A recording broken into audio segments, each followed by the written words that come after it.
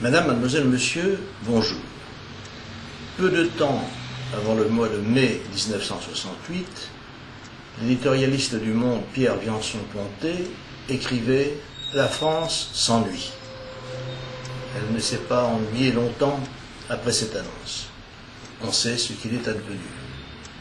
Qu'écrirait-il aujourd'hui ou qu'écrirait un observateur avisé? Que la France est silencieuse, étrangement silencieuse. Ce silence n'est rompu, aujourd'hui 15 mai, que par le bruit que font ou que vont faire les fonctionnaires qui manifestent. Étrange, vraiment étrange, ces manifestations de fonctionnaires.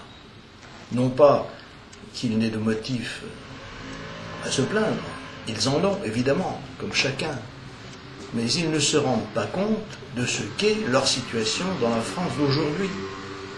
La France d'aujourd'hui est vraiment divisée en deux, entre ceux dont l'emploi est garanti et dont les retraites sont proches du salaire qu'ils touchent en activité, et les autres, ceux qui sont les salariés du secteur privé ou les non-salariés, et qui ont, eux, une situation qui se détériore chaque jour, au point qu'aujourd'hui, c'est la pauvreté qui les guette, et parfois même la misère.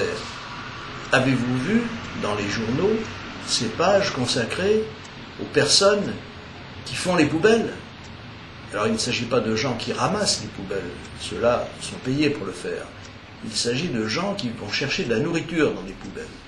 Et ce ne sont pas des clochards, ce sont des gens qui sont soit salariés, soit retraités, et qui n'ont plus de quoi assurer convenablement leur train de vie, leur mode de vie, modeste évidemment le plus souvent, et qui n'ont souvent pas d'autres ressources que d'aller chercher dans les poubelles, celles que les supermarchés par exemple mettent devant leur magasin au moment où les marchandises qu'ils ont à jeter parce qu'elles sont périmées, donc au moment où ces supermarchés mettent ces poubelles devant chez eux de manière à pouvoir se débarrasser de ces produits qui font le bonheur, peut-on employer le mot de bonheur, des personnes qui sont à la recherche de nourriture. Quand vous regardez autour de vous, quand vous lisez certains journaux qui vous donnent des nouvelles, si l'on peut dire, de ceux qui vivent difficilement, vous vous apercevez que même avec des salaires cumulés, mari et femme, qui vont de 2500 à 3500 euros, 2 enfants ou 3 enfants, les gens ne s'en sortent plus. Ils le disent, ils l'écrivent, quand on leur demande de le faire, et ils sont silencieux. Pendant ce temps, seuls protestent les fonctionnaires, qui eux ne vivent absolument rien de tout cela. Et il y a dans cette situation vraiment extraordinaire de quoi s'inquiéter beaucoup pour la paix civile en France. Car enfin, si les fonctionnaires avaient un peu de lucidité, si on les aidait à devenir lucides, en leur expliquant ce qu'est réellement la situation de notre pays, ils resteraient bien tranquillement à leur travail et chez eux. Car enfin, que peut-il se passer si demain la misère des classes moyennes employées dans le secteur privé devient telle qu'ils ne l'acceptent plus et que tout simplement ils cessent d'une manière ou d'une autre de contribuer à ce que l'État prélève à chacun d'entre nous pour faire vivre le secteur public, mais ce jour-là, le secteur public sera mort. Que deviendront les salaires des fonctionnaires? Que deviendront les retraites des fonctionnaires?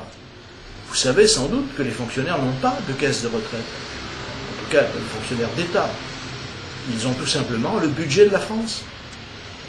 Leur retraite passe directement de votre poche dans la leur, sans transiter par quelque caisse que ce soit, à laquelle ils auraient cotisé. Cette situation est absolument dramatique, car enfin, quand le gouvernement se décidera-t-il à mettre de l'ordre dans une situation qui devient chaque jour plus préoccupante? Quand je dis mettre de l'ordre, il s'agit tout simplement de débarrasser l'économie des charges, des impôts, des taxes diverses et des règlements insupportables qui empêchent les Français qui veulent travailler de le faire. Pour l'instant, nous n'en sommes pas là. On se dispute sur les organismes génétiquement modifiés comme si péril était dans la demeure, alors qu'en vérité, il s'agit là tout simplement d'un phénomène qui est largement réglementé par l'Union européenne, qui a eu largement également le temps de s'y pencher. Et d'autre part, il ne s'agit pas de quelque chose qui a été soulevé par les autorités scientifiques. On n'a jamais, je dis bien jamais, dans aucun rapport scientifique du monde entier, réussi à trouver que les organismes génétiquement modifiés étaient dangereux pour la santé humaine. Alors je ne dis pas qu'il faut accepter tout cela les yeux fermés, il est normal d'être prudent, mais enfin, est-ce vraiment le problème français numéro un, et est-ce vraiment ce que la majorité parlementaire doit actuellement se soucier de mettre en avant? Je pense que nous sommes dans une situation d'inconscience généralisée qui risque fort de mal se terminer, et aujourd'hui nous sommes même presque certains que les choses vont aller mal. Il y a vis-à-vis du président de la République actuellement une défiance. Cette défiance vient tout simplement du fait que les gens le sentent incapable d'honorer ses promesses, non pas qu'il ne le veuille, mais il en est incapable. Il n'a pas formulé le moindre programme crédible.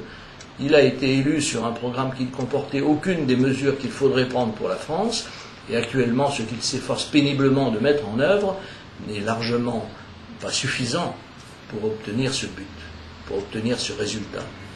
Donc, nous avons toutes les raisons de nous inquiéter, et je pense qu'il faudrait que les Français, plutôt que de rester silencieux, la tête dans les épaules, commencent enfin à se manifester et à faire comprendre à tous ceux qui vivent d'eux, c'est-à-dire pour l'essentiel les gens qui sont, par exemple, des fonctionnaires, qui naturellement qui travaillent, mais ce travail ne pourrait pas être effectué si les Français qui travaillent dans le secteur privé ne les finançaient pas plus que leur retraite. Donc tout ceci doit être compris, mais je crains que ça ne soit pas compris tant qu'un véritable choc, hélas, ne frappera pas la France.